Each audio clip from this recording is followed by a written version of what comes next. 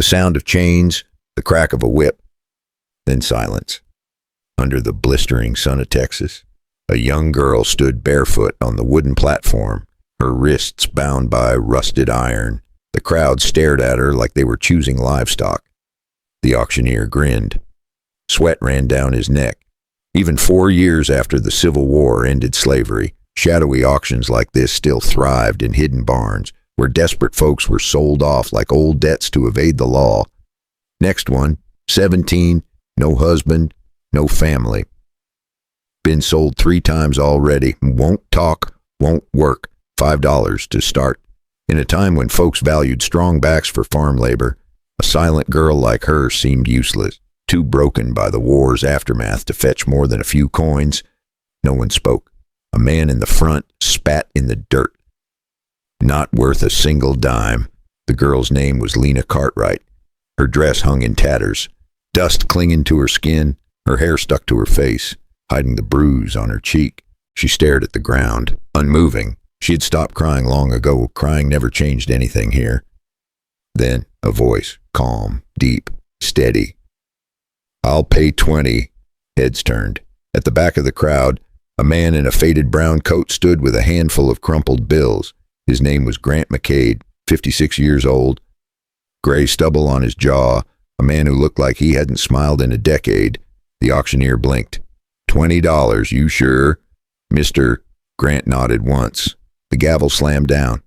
Sold. Lena didn't move. She didn't even look at him. Grant stepped closer, pulling off his hat. When he saw her face clearly, his heart stopped. That scar, a small crescent on her wrist, 8 years ago. He had wrapped that wound himself.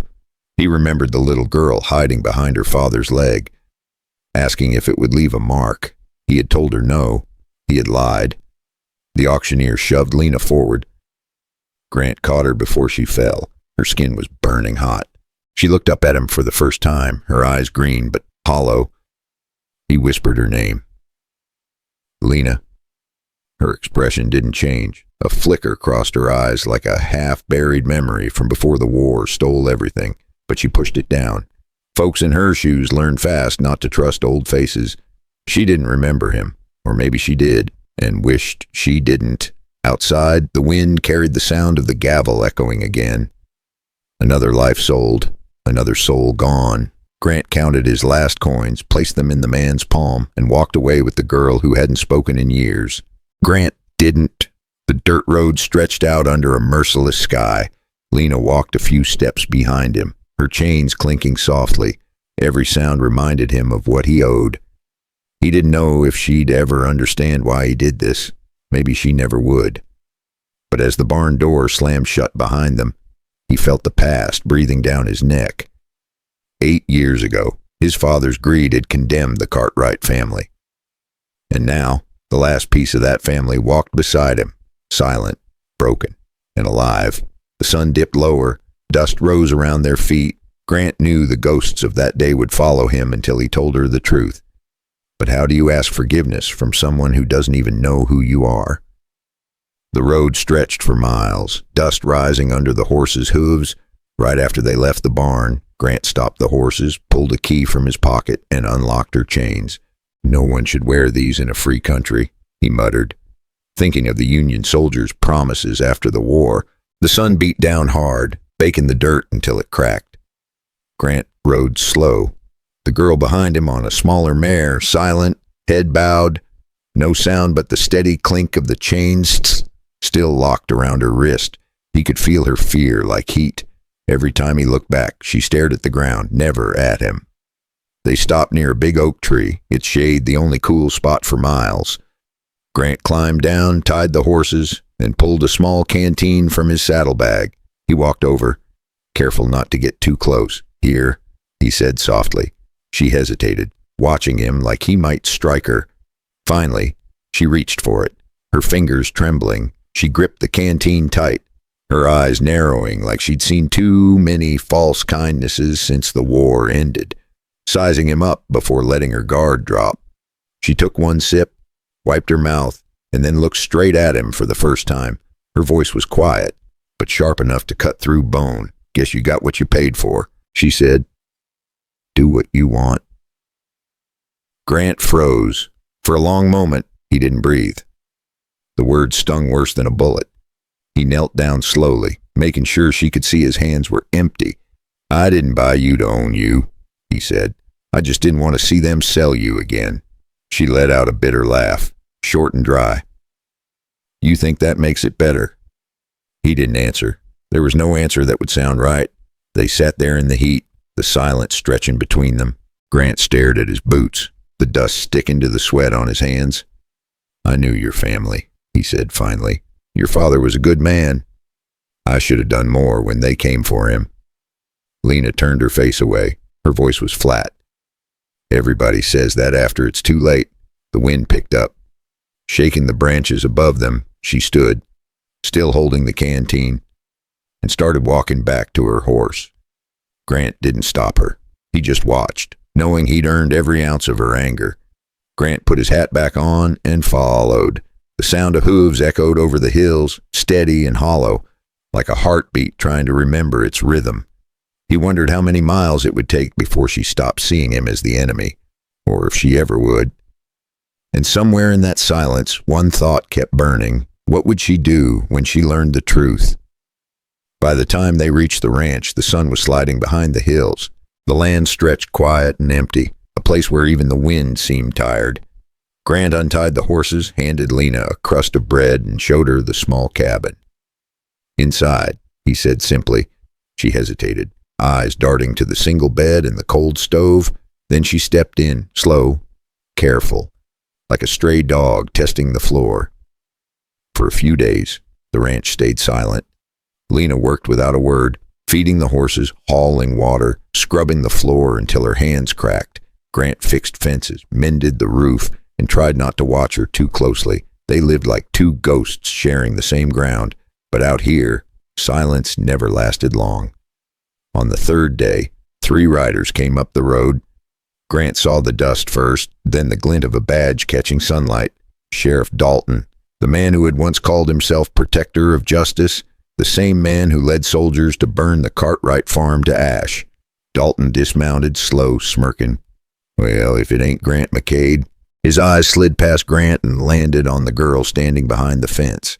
He squinted at the scar on her wrist, the one from that fateful night 8 years back. And his smirk faded for a split second.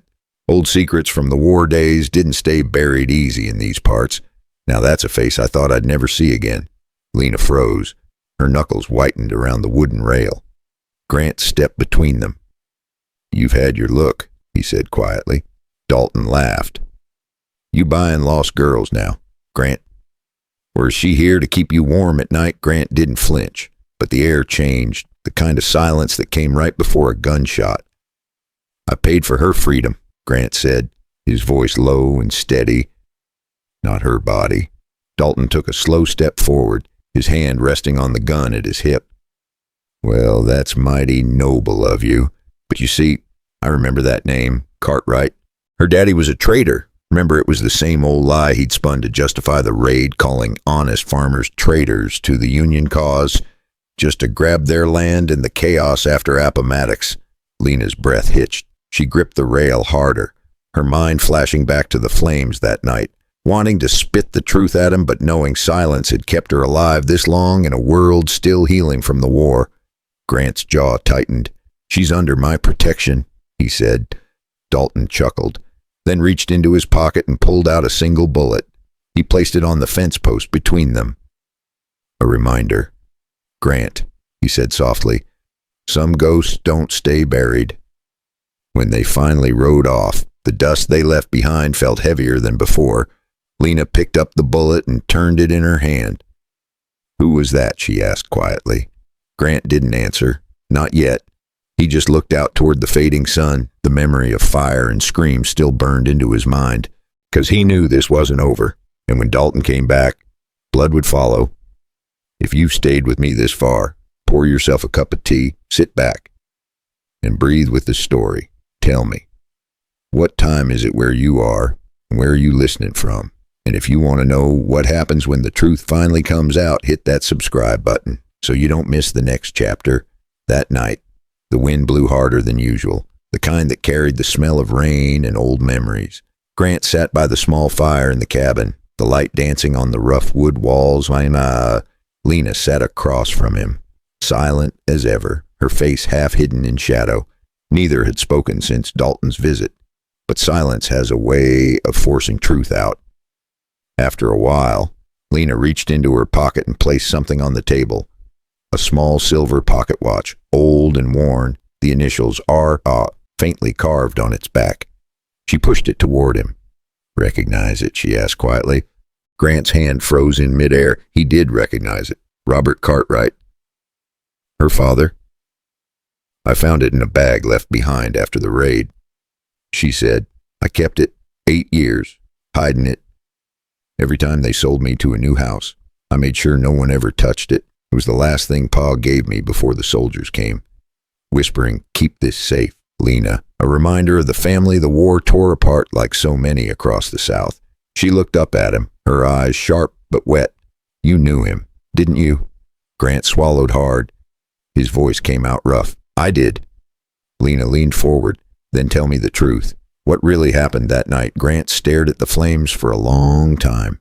They flickered, twisted, like ghosts dancing. He finally spoke, each word slow and heavy. "My father sold out your family for their land after the war. I overheard him telling the soldiers. I rode to warn your pa, but it was too late. Everything was burning. I was a coward. I lived, and they didn't." Lena said nothing. She reached for the watch and closed her hand around it, her knuckles white. Her fingers shook, like she wanted to hurl it into the fire and forget, but the memories held on tight, echoes of a pre-war life when families like hers dreamed of a better America. "You think telling me this makes it better?" she asked. "No," he said softly. "It doesn't, but you deserve to know who you're standing next to." For a long time, they just sat there, the fire hissing between them, outside. Thunder rolled over the hills, like the earth remembering what they tried to forget. Lena finally spoke again, voice almost a whisper. "If your father did all that, why are you the one carrying the guilt?" Grant looked up, his eyes tired but steady. "'Cause I was there. 'Cause I did nothing. And because I'm still breathing when they're not." The fire cracked once more. Lena looked at him, and for the first time since they met, her anger seemed to falter. Not gone, just cracked, like something inside her was trying to understand. But before she could speak again, a sound broke through the storm outside, the sound of hooves, fast, close. Grant reached for his gun because sometimes the past doesn't knock twice. The sound of hooves faded into the distance, leaving only the crackle of the dying fire. Grant stood by the door, gun still in hand, eyes locked on the rain pouring outside. Lena sat near the hearth, the silver watch still clutched tight. Neither spoke, but the silence was different now, not cold, not angry, and just heavy with everything that had been said. When morning came, the storm was gone, the sky was washed clean, soft light spilling over the ranch. Grant went out to fix the broken fence, his hands steady, his back aching from years of work and regret. He didn't hear Lena at first, not until she spoke behind him. "You're doing it wrong." Her tone was dry, almost teasing. He turned. She was holding the hammer, her hair messy, her dress still damp from the rain. Without another word, she came over and started helping him. They worked side by side for hours, no talking, just the sound of wood and wind. And somehow, in that quiet rhythm, something began to change. Not love, not yet, but something that felt close to peace.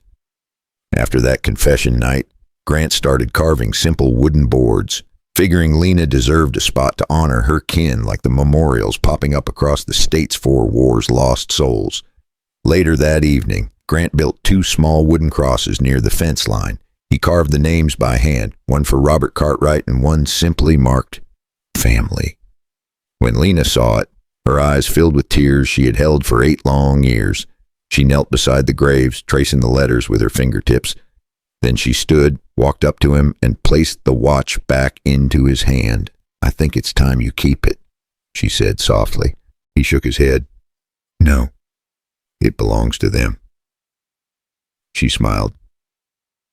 Small and tired, but real. "Then let it stay here." That night, She didn't sleep in the corner by the door. She sat by the window instead, watching the stars, and Grant, sitting across the room, finally felt like he could breathe again. Days turned into weeks. Lena stayed. She mended clothes, planted seeds, and handed him a plank when he stumbled in the mud one day, small acts building trust, like families rebuilding after the war, little by little. The ghost that haunted that ranch began to fade. Maybe forgiveness doesn't come in a single moment. Maybe it grows, the way grass pushes through burned soil, quiet and slow. And maybe that's what healing really is. If you've ever carried a guilt too heavy to name, what would it take for you to forgive yourself? And if someone hurt you, could you ever let them try to make it right? Take a deep breath, pour yourself a cup of tea, and think about that. If this story touched something in you, tap the like button, leave a comment, and subscribe so you don't miss what happens next. Because sometimes, even in the wildest places, people still find their way home.